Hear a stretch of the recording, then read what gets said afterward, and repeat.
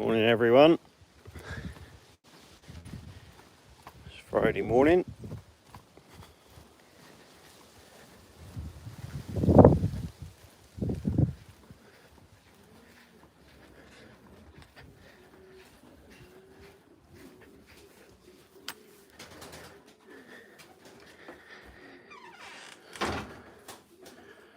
My hen's resting up.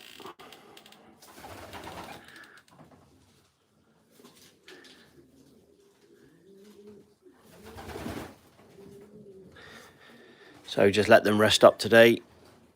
I don't let them out on a Friday for basketing, just plenty of air. Leave them do what they want. In about half an hour I'll put them together. So they've got 2 or 3 hours before the race. Just so these cocks, because I race my youngsters on a roundabout system through that little hole down there, just so the cocks aren't too eager.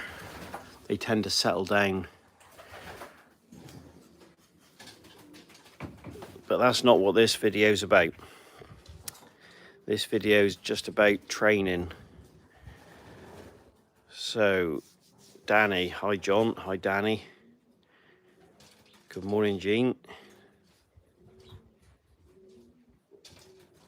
Timothy O'Brien, morning John. Hope you're all set for the weekend. Yeah, all set for the weekend. Birds are bouncing. So, but anyway, this video is about training. I've had 3 messages about training. One of them from a bloke that I know that lives, well, a couple of hours. I've told him that I'm going to do a live, but I won't use his name because I don't know whether he wants me to use his name or no. But anyway, he's about a couple of hours away from me. He races in an organisation that I race in. And he said about my training, he was surprised on my training regime for this week.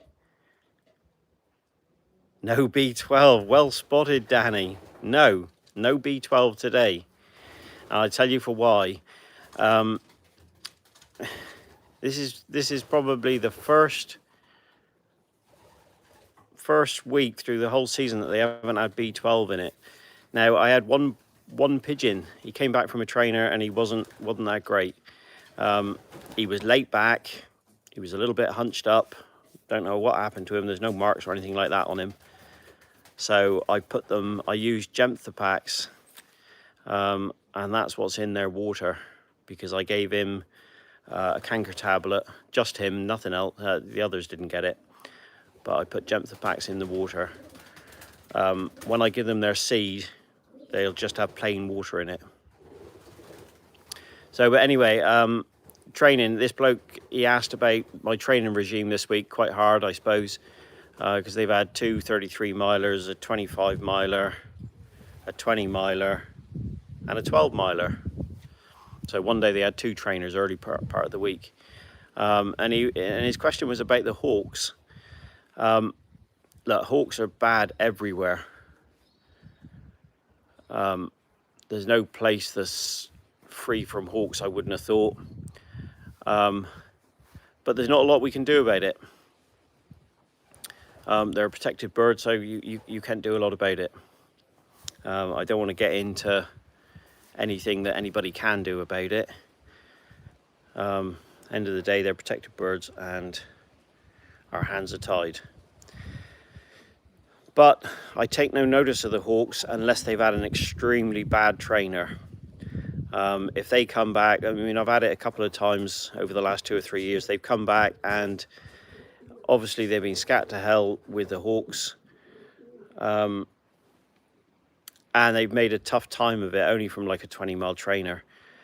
I will just loft fly them the day after that, but normally I don't take any notice of the hawks. If they get hit by a hawk, they've got to go again the next day. Because I've had them flying out at home before and they get hit by a bird of prey, and you get hit when you go training. So my ideas behind it is, the fitter they are and the more educated they are, the quicker they'll leave the liberation site, the quicker they'll be home, the less chance of them getting hit. They're not going to get hit when they're in the loft, but they will get hit if they don't go in when they come home. So I will just carry on training them if they get hit by a hawk. There's one fancier down here. If he gets hit by a hawk, he'll lock them up for 3 or 4 days. Well, I don't think that's any good. But, well, they're my opinions. Question there from Danny. Where's the boss? Is she camera shy? Yeah, she's doing the thumbnail. So it's just not a blank screen on the live. Merv, you look younger after the shave. Yeah, God, it was itchy. Yeah, how these people can grow a beard, I do not know. I can't stand shaving, but yeah, it just got a little bit too much. So even my mum said, oh, I don't like that. So off it comes. Bobby Wicks, morning John, really interesting to hear. Many thanks. Yeah, well, appreciate all the questions. If there is any questions of anything that you want to know what I do, just ask a question, and if I get multiple people asking the same question, I'll do a live on it. I'm not the fastest of texters. On my phone, the keys are so small, you always hit the wrong buttons. Craig. How do, John? All the best for the weekend. From sunny Accrington. Hi, mate. Yep, appreciate the good wishes for the race. The birds are bouncing this week. They are really bouncing. I've got high hopes for them this week. The weather's not looking great tomorrow morning. I can't see them liberating tomorrow morning. They'll have to be held until the afternoon, I would have thought. We're only 120 mile away, but the afternoon is supposed to be pretty good. Another question that I've been asked a lot about is my feed. Now, I feed Versalaga Super Winner. I also feed malting barley. And then the only extras that they'll get is the conditioning seed, which I make myself, which is 50% conditioning seed. And then the other 50% is made up of hemp, linseed and safflower seed. So that's my mix for my own conditioning seed. And they'll get conditioning seed every time they enter the loft. So back to my feeding. So birds come back from the race, they'll get 90% barley, 10% widowwood mix for their first feed. I must stress this is their first feed, nice and light for when they come back. On that feed they'll have honey and lemon. So squeeze a fresh lemon, a good spoonful of good honey, pour it on their corn. It's a little bit sticky, birds don't mind it. So when they come back, that's their first feed. Later on in the evening, they'll be back onto my system, which is 1/3 barley, 2/3 Super Winner. And they'll get fed as much as they can eat in small amounts. I don't want them just eating the Super Winner. I want them to eat the barley as well. So take the food away after about an hour in the evenings. During the day, after they've come home from the race, there's always food down available and always fresh water down available. Just try to get them hydrated as soon as possible. So on to Monday then. I only feed once a day. I'll normally train them first thing in the morning on a Monday. I like to get them up 6:30 time. It's working for me at the minute. You've got to adjust your times by whether you're getting hit or no. But for me at the minute, it's working at 6 o'clock, between 6 and 6:30, take them off for a trainer, straight back into a little bit of conditioning seed, rest them up for the rest of the day. In the evenings, Monday evening now, they'll go off for a loft fly. They're let out at the minute, hens and cocks separately. So the hens will go out first. So that's the hen section. That's the cock section. Hens will get let out of this door. The cocks will be driven through that little hole into the hen section. There's the trap. The hens will go in the trap into the cock section with a little bit of food. I'll then let the cocks out of this section. Then I'll drive the hens through. It sounds a lot, but it isn't. It's really simple. It's a simple idea and it works well. The hens will be driven through into their section and fed up for the night. Then the cocks will come in through that trap again, into their section, job done. They've both been out. I expect them to fly in the evenings for at least half an hour on a Monday. They normally do that easily. Before we start training and racing, they might be out for 3 hours. Now, as long as they're in the sky, that's all I mind about. They can't be lazing around on the roof. So they're either flying or in the loft. So Tuesday now, so Monday evening feed is 1 ounce to 1 1/4 ounces. I can't give you a definite amount because it changes every week, simply because no race is the same.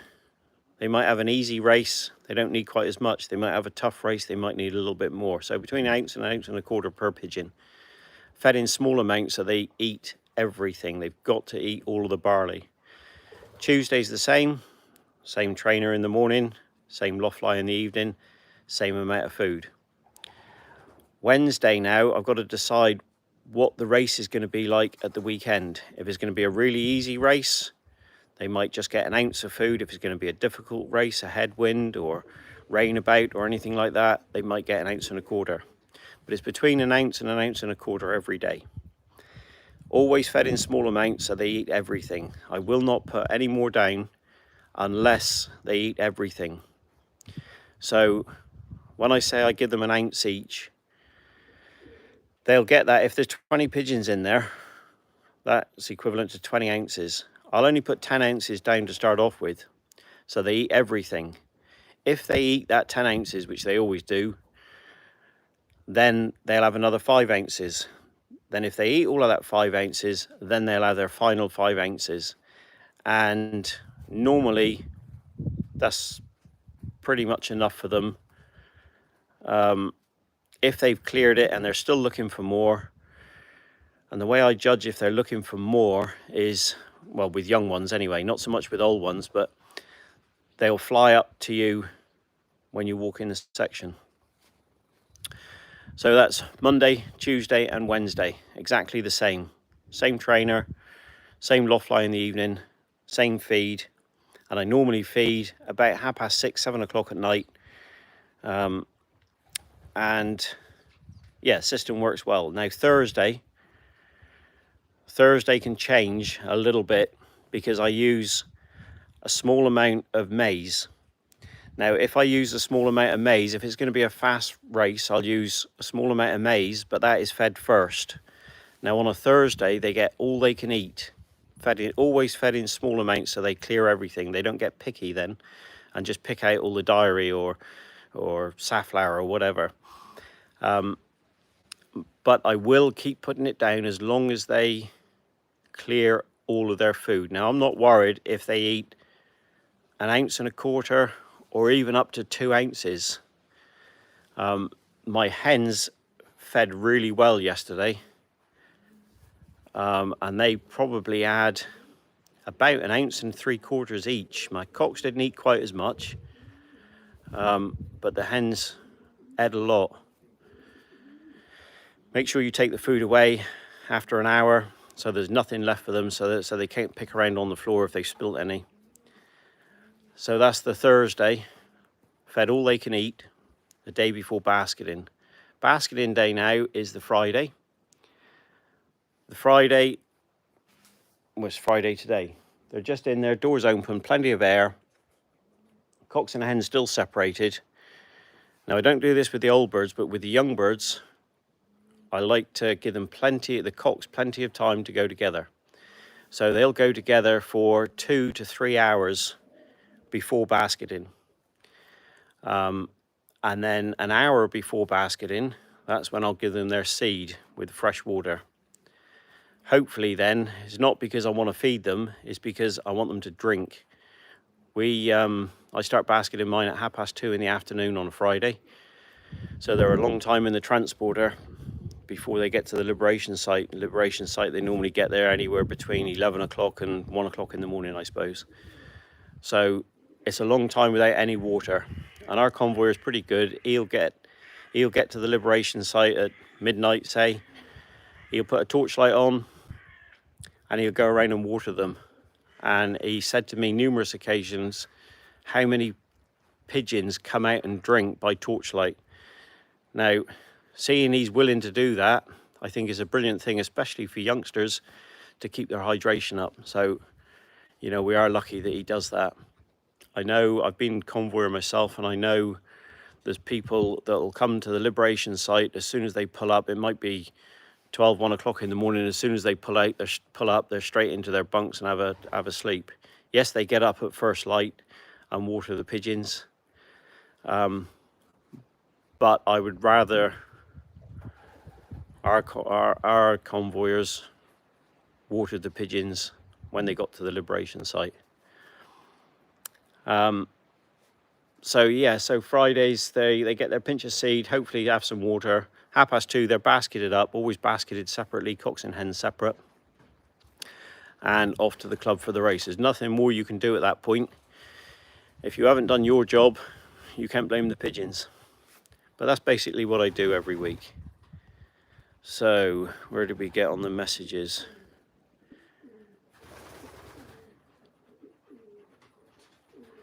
Merv, do you think the stress of getting hit affects them? Definitely affects them. If you went outside your door every morning at 8 o'clock and there was a bloke there with a bat and he whacked you around the head, you'd be wary, wouldn't you? So it's got to be the same for the pigeons. You know, they'll know there's something around long before you see it, and it does affect them. So yes, but the more times the pigeon sees them, some of the pigeons get hawk shy and they won't come out the loft for a fly. But the more times they see them, the more prepared they are to know what to do. They've got to fly away from them as fast as they can. So yes, it does affect them, especially, you know, the stress side of it. Then the stress side of it can bring out medical problems. So it is a difficult one.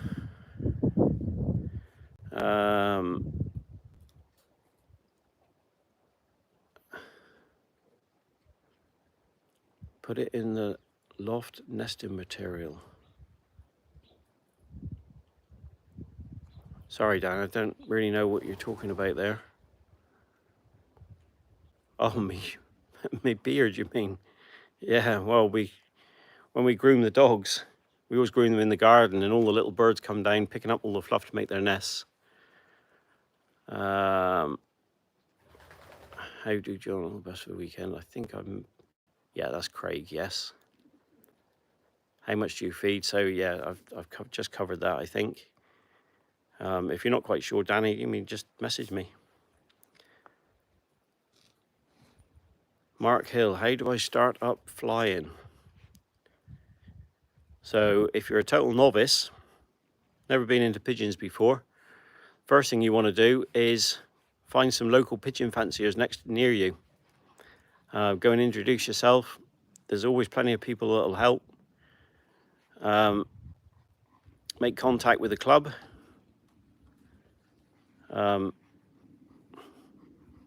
Obviously you'll need a loft and some pigeons and a few accessories, drinker, feeder, obviously the food. There's normally plenty of people around you local that'll point you in the right direction. But yeah, you want to get involved with the club. Go down there on a marking night. I'm sure they'll welcome you with open arms. Even if you're not a member, you won't be able to put the birds through. When I say put the birds through, you won't be able to race mark them. But yeah, you mean we've got a bloke that's coming to our club every week. I've actually put him on the text link that I send out to everybody. He just comes in. He's not an RPRA member. He hasn't got a loft or anything like that. He used to race years ago, back in the 70s and 80s. But he's been out of it for a long time, and he's just getting interested again. And hopefully he'll be joining the club next year. But yeah, he's been around and done a few loft visits. That's what you want to do. Do a few loft visits. There's always people out there that'll help, hopefully close by, and go from there. But if you wanted to direct message me, I'm on Facebook under John Angwin, or my email address is angwinfamilypigeons@outlook.com. You can always email me. I'm not that quick on responding, but a message on Messenger is probably the fastest response that I do. Or my telephone number. Go on the website. My telephone number is on there. You're welcome to phone.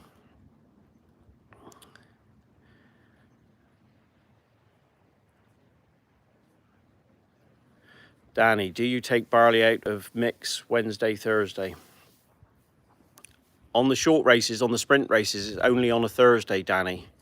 So Sunday, Monday, Tuesday, Wednesday, they get a third barley, or Sunday evening, then Monday, Tuesday, Wednesday, they get a third barley, 2/3 widowwood. Then on the Thursday, they don't get any barley whatsoever. It's pure Versalager Super Winner. It's one of the old traditional mixes, which is really high in carbohydrate, 63%, I believe. And then you're adding malting barley, which is around 73%, something like that. So it is a really high carbohydrate diet, but it works for me. I know many roads lead to Rome, so that works for me, and that's what I do. I've done it for years.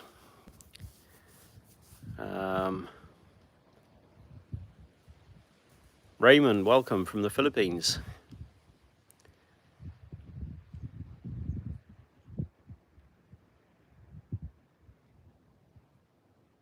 Craig's got a new Alsatian pup.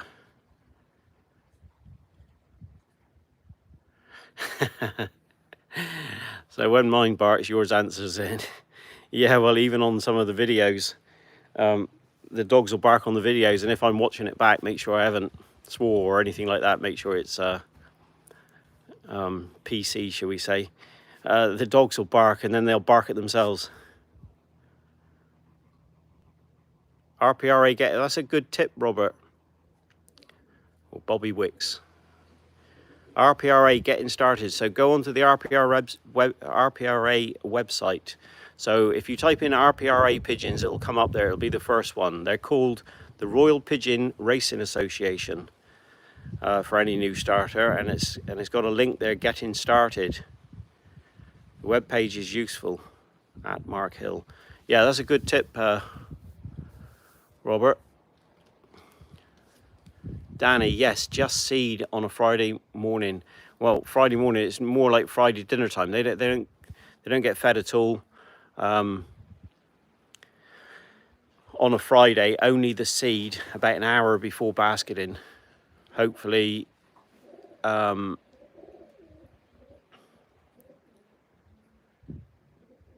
XXCJJCXX, can I give you skin tips? Well, yeah, past all that, I think. I presume that's what you're talking about after I've had a shave. Yeah, not into moisturizers or anything like that. But yeah, you're welcome to. I'll give anything a try. Or skin tips on the pigeons, is it? Don't know what that'll be, but do you think my complexion's a little bit scaly? Hey, I wouldn't win a race, would I? But anyway, that's the live now. Must crack on now, get down to the stock loft again. Got youngsters in the nest for some orders for a few late breds. I've got, I'll turn the camera around there a minute, although I haven't cleaned these out yet. I got all these in here. These are all my race birds all sitting. Nothing's hatched yet. These are all for that fancier that phoned me up and said that I inspired him to get going again. So yeah, she was a good racing hen.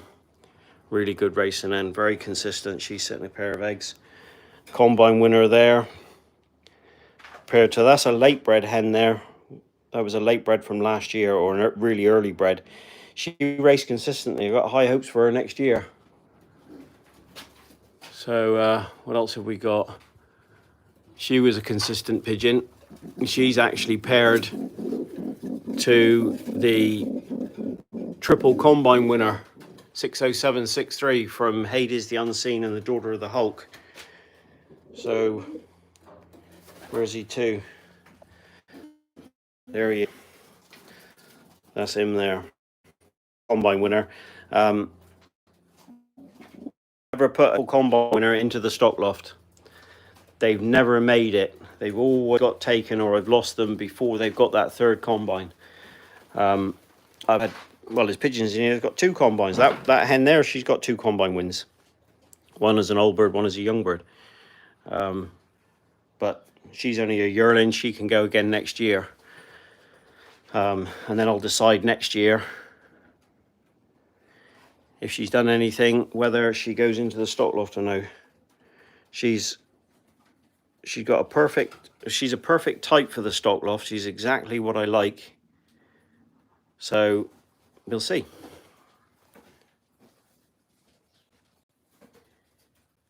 XXCJJCXX, use pigeon shit. Well, I got enough of it. I compost everything. You can imagine with 56 stock pairs sitting, how much droppings I get. And everything is composted. Everything's put onto the allotment. And we've had some fantastic potatoes this year. So good yield on them. The only thing that didn't really do that well so far is the carrots. But there we are. Right, so that's the live. It's been half an hour now of me waffling on. So appreciate people watching, and keep the comments coming, and I'll carry on answering them. Like I said, I'm no expert. There's plenty of good pigeon men throughout the country. I'm sure a lot of them will give you some good advice. I'll tell you anything that I do and I use, supplements wise, feed wise, training wise, anything. I haven't got any secrets to say that I use anything that I wouldn't tell anybody. If I use it, I don't mind telling you, because it's not always about what you're using. You'll never get a win out of a pot or out of a bottle. But anyway, thanks everybody for watching. There will be another Facebook Live later on of the basketing for the race. So just catch up with messages. Jeffrey, thank you. You're welcome, pal. Craig, top chap, thanks, pal. Danny, how much seed mix can you show us it? Of course I can. It's here in a bag, ready for when they have it later on. So there's the seed mix. So it's a basic conditioning seed, and the extras in it are the hemp, the safflower and the linseed. So 50% seed mix, and then the other 50% is made up a third of hemp, safflower and linseed. So this one's got a lot of oilseed rape in it, which is the little black seed. That's a good seed. You got red dairy, white dairy, all sorts in. There's a little bit of pellet in this one. I think this one is, I'm not sure where this one come from, to be honest with you. As long as it smells fresh, it's okay. And how much do I give them? Danny asks. They'll get equivalent to a pinch each. And when I say a pinch, and I can't say this is what I do. I go in and I physically take a pinch, and whatever you can fit between your fingers, that's per pigeon. 20 pigeons, 20 pinches. So they don't get a lot if I can catch it. So basically, that's what they get. each pigeon. Not a lot. And hopefully then they'll go to the drink or have a drink, and away you go. Right, thanks everybody for watching. If you're racing this weekend, good luck. Hope you get good returns first, and then hope you get good performances second. Catch you later on. Thanks for watching. Bye for now.